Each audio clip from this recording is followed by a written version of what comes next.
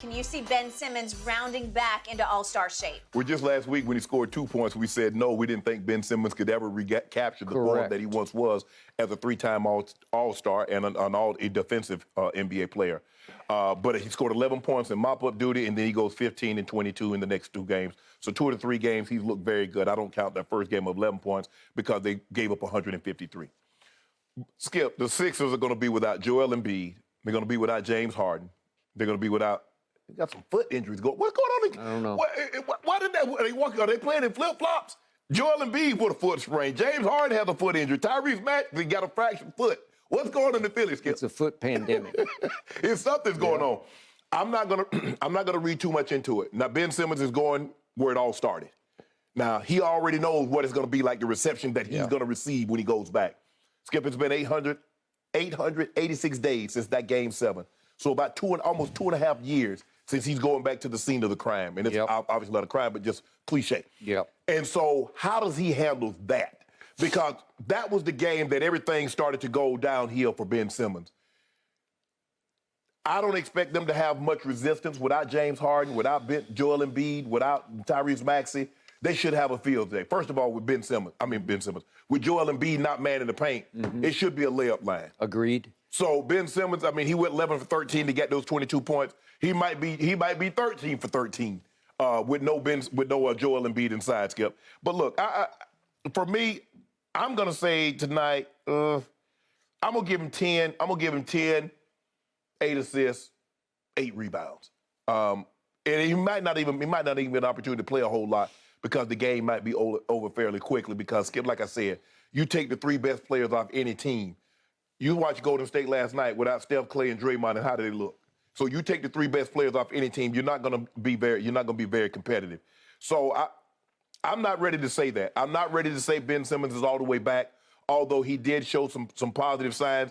It's going to be very interesting to see how he handles the vitriol that's going to come back at him, because I think last time they went back to Philly, I don't think he played. No, he just sat. He just sat. But he did experience. They chanted at him, and it was profane. And as soon as he touched the ball, they're going to boo him unmercifully. They're going to call him all kinds of names. And so that's going to be very interesting. But I'm not willing to say that he's back after scoring 22 points. No. Okay, to your first point, it was, I don't know, a week ago, 9 days ago, whenever it was. You, and then certainly I, just wrote off Ben Simmons. I root for Ben Simmons because I think his heart's in a pretty good place. I just wonder about his head. I wonder about his commitment to playing basketball because it was starting to look like he was having no fun playing basketball. Right. But I root for him because he is supremely gifted in unconventional ways that I've never seen before. Right. He's 6 feet 10 inches tall and long. And yet his fortes are not shooting at all because he can't shoot a lick. He did, we're going back 2 games, he did stand up there when they hack-a-bend him in the end, and he made 3 out of 4, which was pretty impressive. It was a start, and wasn't a finish, it was just a start. But he is so gifted that he made 3 straight All-Star teams after winning Rookie of the Year, and then he made back-to-back first-team All-Defense. Long, strong, quick, agile. I don't know if you go athletic. He's just agile to me. Right. Where once he gets the ball in his hands going up the floor, he's like Lonzo. He's a long strider, and he can run. He has high top speed with the ball, and he's ambidextrous. Sometimes I think he's left-handed, then I think he's right-handed. He's both-handed. I think he should shoot free throws right-handed. I think he should also. But the point is, he can orchestrate and initiate at a high level. He could easily, if you played him high minutes and made him the point, whatever he is, he could average 10 assists a night, especially with this team, because they got marksmen. And obviously they got KD and Kyrie as marksmen. And yet at 6'10", could he average 10 rebounds? Sure, he could average 10 rebounds. Could he average 10 points? Well, it's like a joke to me that the triple-double should be 20. It should start at 20, 10, and 10. But if you could average the Jason Kidd Memorial triple-double, is he capable of doing 10, 10, and 10? Sure he is, because even your stats for tonight are up in the ballpark, But Skip, that was the thing, there was a conversation at one point in time, that is he the next guy that's going to average a triple-double? Because like you said, he was averaging 17 points, 8 rebounds, 7 assists, something like that. So he was well on his way, and then all of a sudden, we know what happened in Game 7, and it just... spun off the tracks after that. So now he's saying that the turning point was he had a sit-down, a closed door with Sean Marks, followed by a sit-down in the hotel room in Sacramento with Jacques Vaughn, the new head coach. Right. Interim, who looks like he's about to play his way into being the head coach permanently.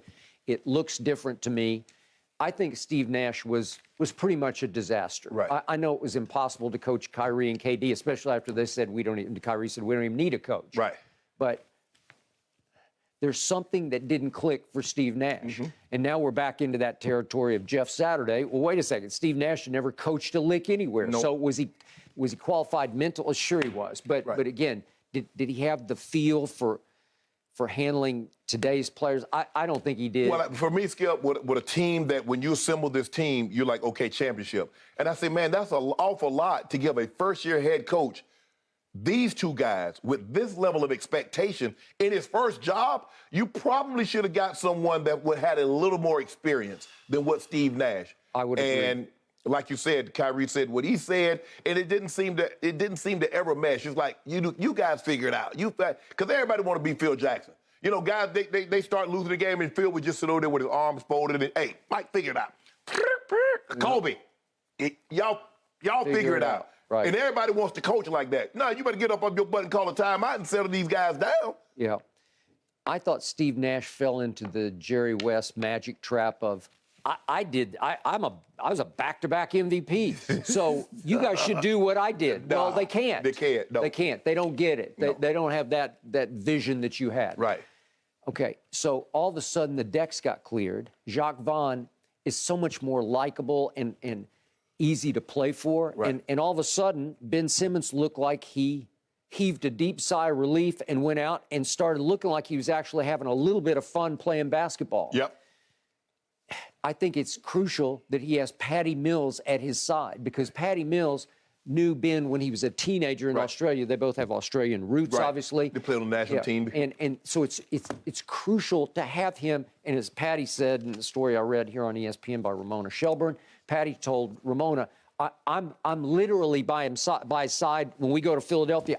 When he's on the bench, I will be sitting next to him. Right. It's almost like he holds his hand. You know, he's his big brother figure. He's right there. I got your back, and I got my arm around you, and I'm protecting you. Get some Beats ear pods. So that way you on the sideline, you listen to some music, you can't. Well, you might need noise canceling headphones or something, Skip. Yeah. Because you don't want to be on the sideline hearing all that foolishness. Okay. So after I wrote him off, then I watched the game the other night, and you talked about losing your top three players. Yeah. Okay, remember, Memphis didn't have John, it didn't have Desmond Bain, and didn't have Jaren Jackson. Oh, okay. Okay, so you can say all bets are off. Right.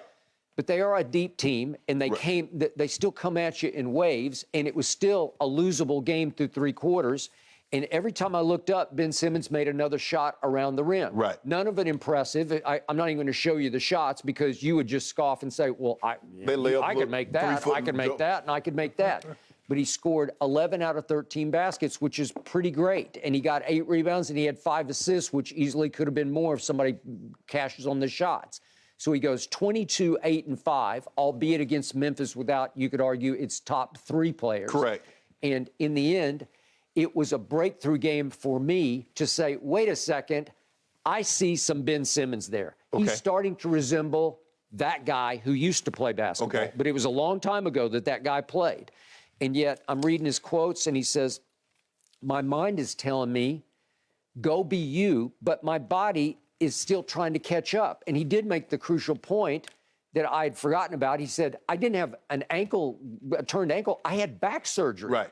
And he says it takes time to come off the back surgery. Right. Okay, I'm going to give him that excuse. So in other words, you said Ben Simmons pulled a Gino. We wrote him off, but he ain't right back, Okay, huh? he didn't write back. Okay, and Gino's still writing his new tickets, I guess. But the point is, he's saying, I have a good support system, and yet he said, with my mental health, I'm still day to day. I believe that. Yes. Because that's a day-to-day. That's not something that goes away like, it's I'm not going good to now. go away. And he got late-game free throw demons, which they're hard to exorcise from your psyche. As Giannis is finding out, he's back. Having a hard time. He's back with the demons got him, Skip. They got a hold of him. I watched that whole game on, was it Friday night? Against Philly. He went 4-13 against Embiid. 4-14. 4-14. I think he missed 11. Yeah, he missed 10 or 11, yeah. Okay.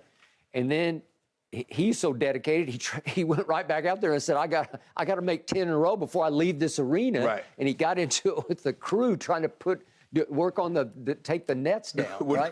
The crew's like, hold on, bro. You try to make 10 in a row, we be here till 3, 4 o'clock in the morning. We not wrap this thing up. Right. And I don't think Giannis is a bad guy. That's good. He went and tried to move the ladder and it toppled. Right. And then it's like, oh my God, he threw the ladder down. But a lot of guys, you see a lot of guys like, have a bad shooting night or something, and they go back out and get shots up. So don't make it seem like Giannis is the first guy that wanted to get shots up or free throws up after a game in which he didn't play well. I agree. So in the end, this still very young man at 6 feet 10 inches tall is the X factor for this team. I'm not saying they're going to go win the East, but with Kyrie back, with KD still playing at a high level. Yeah, KD balling. Yep, he's balling. And with the depth that they have of shooters, they have shooters. Yeah. With Seth, obviously, and Joe Harris. Looks like he's rounding back into dead-eye form. Yeah. But if he can just get through this, he got through that game. It was back on March 10th of last year where he sat there in street clothes, so he got that out of the way. Right. So if he can get this one out of the way, it's another step toward a rebirth for him. Well, you better be glad my guy ain't playing because KD went 0 for 3 from 3. I know. You know what? He's starting to. No. But your guy is stuck on dead last. He's stuck on dead last. Hey, we're going to talk about your guy in just a few minutes. He gonna come back? I've been missing him, man. Where's he been? He'll probably go 20 or 50. You think so? Yeah, down the stretch? yeah. Mm-hmm. Let's see, 20 of 50. What would that be on percentage? That'd be like 40% from 3. That'd be Steph territory. Yeah. Really? He go. You know he get a hot streak. He'll have a hot month. Huh. Would you care to bet like maybe even just one case on that? I would bet one case of Diet Mountain Dew that he won't go 20 of his next 50. But what happens, Skip, is that we moving away from all those threes. You know what? That would be a wise move because you still are virtually unstoppable attacking the rack. Even at your advanced, what is he, 43 now? Something like that? He rested them legs. Yeah, resting them up, yeah. I've been surprised. It's been 2 weeks now that he's been gone. Hey. I was shocked by that. Don't be shocked. You know how groins are. Really? I think it's an adductor. I don't even think it's a groin, but whatever. Thanks for watching, Undisputed fans. Subscribe here to get the very latest from Skip and Shannon. Plus, go watch a few segments from our other shows on FS1.